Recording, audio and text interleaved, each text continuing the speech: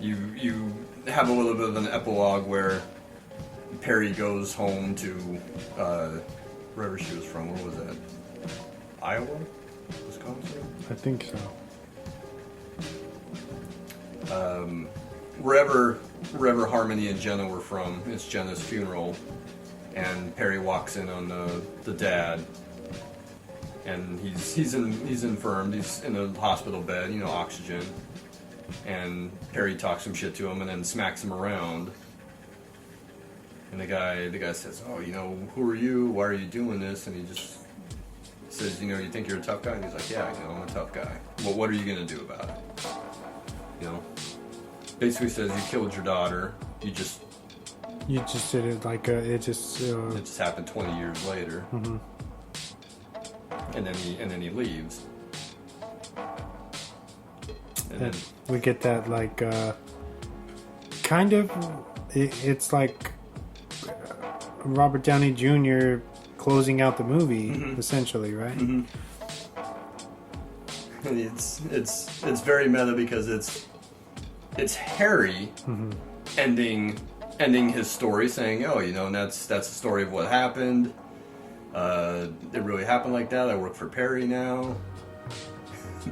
But then Perry comes walking up and says, "Hey, get your feet off my desk." And then he says, "It's time to end it." He also says, Harry's like, "Oh, that was some pretty harsh shit at the end when he slapped out around that old guy, right? Well, don't worry about him. Fuck him anyway." It's like, anyway, what are you guys still doing here? and then Val Kilmer as Perry says, "Oh, it's over. Time to go home. If you're gonna sit through the credits, if you're wondering who the best boy was, it was somebody's nephew." To all the good folks in the Midwest, sorry we said fuck so many times. And then roll credits, end of the movie. Which, man, I can't believe that movie didn't do that well. No, I'm not saying it should have made $800 million or something, but that's a really fun, twisty, funny, some good action scenes. What would you think? What do you think? Maybe had what had? It probably didn't get great promotion. Yeah, like not a lot of marketing, right? Yeah. It opened in October of 2005, but they kind of did like a limited rollout, and then very slowly started playing it. On more screens. And I remember trying to go watch it, and the night I was going to go watch it, wherever it was playing, maybe the Hillcrest, had some sneak preview of some other movie, so they dropped the showtime that I was going to go see, and that was the last night that it was playing at the Hillcrest, so I missed it. Wow. I missed it in the theater, and I was really disappointed. I didn't catch it till it was on video or maybe even HBO like the next year. But it only made, like we were talking about at the beginning, it only made about 4 million, 4.5 here, and then it made enough overseas to like barely make back the budget. Yeah, because I think like internationally it made like 15.8 or something like that, if I'm remembering correctly. So it's unfortunate that it didn't do that well. Go ahead. I was just gonna say, there's a lot of movies like that are just, they're under the radar. Yeah, and this was a movie that was very much under the radar that I saw and I absolutely loved. I love it. I told you on the Long Kiss Goodnight episode, I think this is the best thing that Shane Black's ever done. Yeah, I would say. Both writing and directing. Yeah, I would have to agree. I think this is the most solid. For sure. And the pacing's great. Yeah. It flies. Yeah, it's not that long of a movie. It's hour 40. Yeah, hour 40. So it's a really underrated movie, much like The Long Kiss Goodnight was. Takes place at Christmas time. Makes for a good alternative Christmas movie. Definitely. So that's why I wanted to do it. I wanted to do your Christmas show again, because doing Die Hard last year was a lot of fun. Yeah. And you said, well, what's a good movie to do to have for a Christmas movie? That's not necessarily a Christmas movie. Yeah. This one was a good pick. This is a good tradition, man. I like it. Well, We're gonna eventually we're gonna start running out of stuff. Hopefully, we're gonna have to start doing new. Hopefully, some new stuff comes around. But yeah. well, I got a list of another half dozen good Christmas movies, alternative Christmas movies that we could do. Definitely. Shit, or a flat out Christmas movie. I just watched another one last week that's a classic. I wouldn't mind covering. Was Scrooged? No, we should definitely do Scrooge though. No, it was Christmas Vacation. Oh, okay.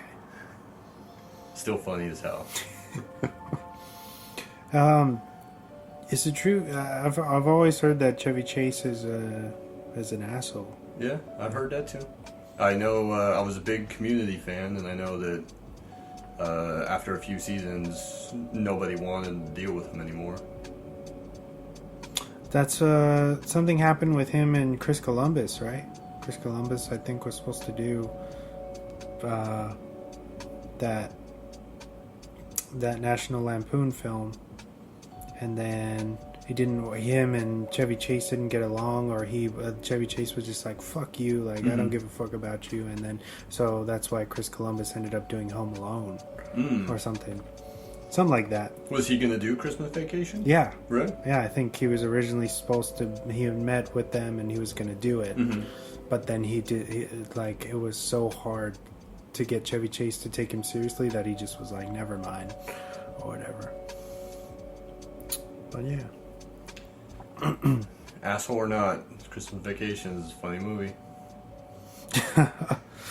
Have you seen was the Hot Tub Time Machine? Of course. Yeah.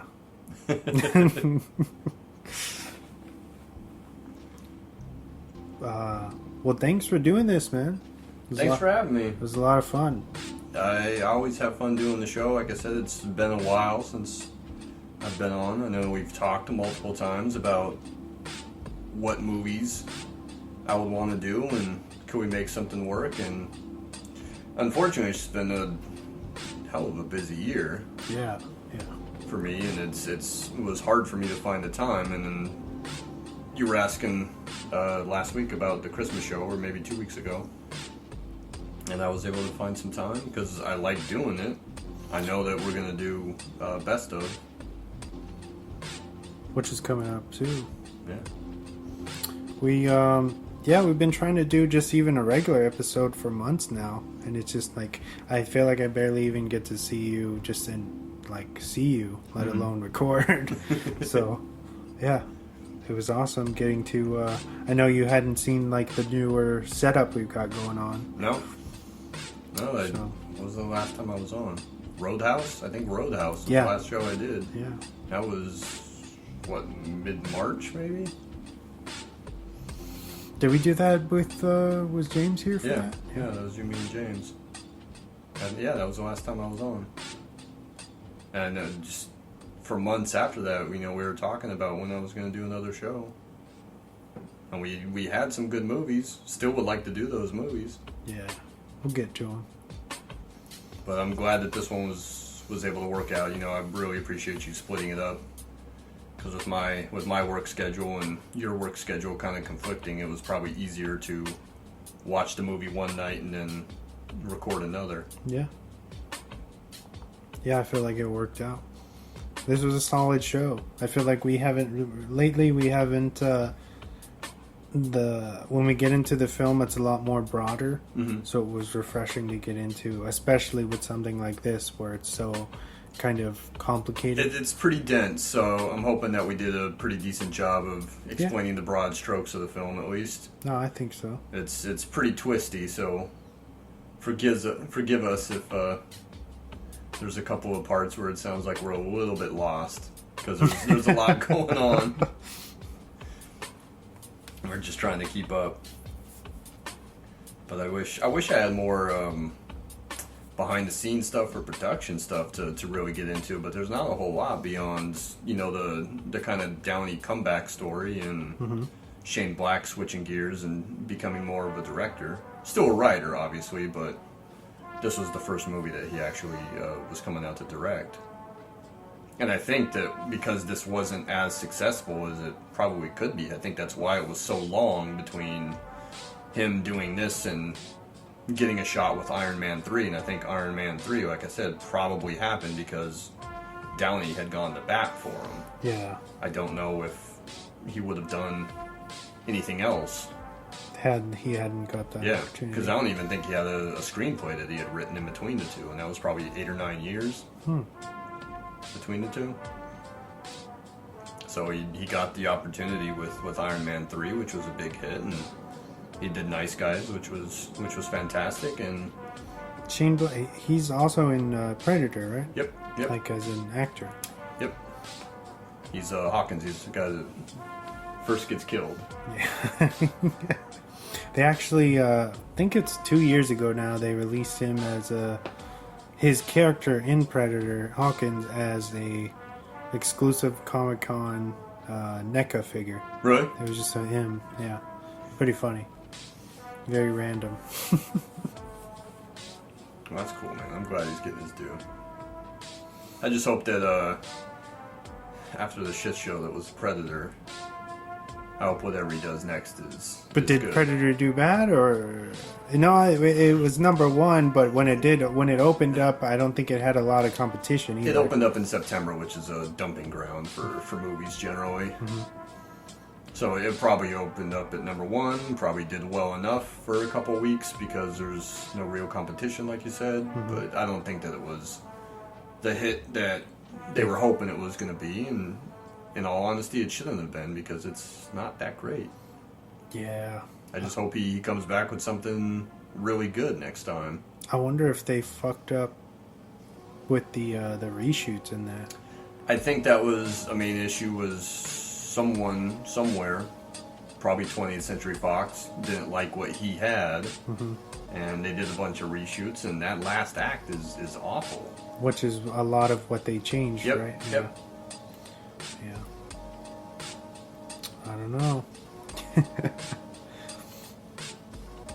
But I guess we'll see where he goes next. Yeah, I hope he has a really good comeback movie after The Predator. Yeah, for sure.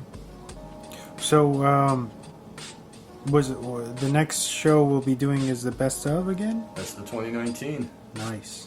2 That's weeks. 2019. That'll be coming up. 2 weeks in a row. Get Yeah. all that movie watching in that you can. Yeah. So we'll be talking about a lot of them. We got a lot of stuff to cover in that one. It was a pretty solid year too. Yeah, And we have some good movies to talk about. I think so. And it's a very big range Yeah. as far as genre wise. But yeah, do you guys have that to? That's the homework for the next 10 days or so. For sure. We have a Instagram. It's at @dropthemic_podcast, where me and James, my resident co-host, run that.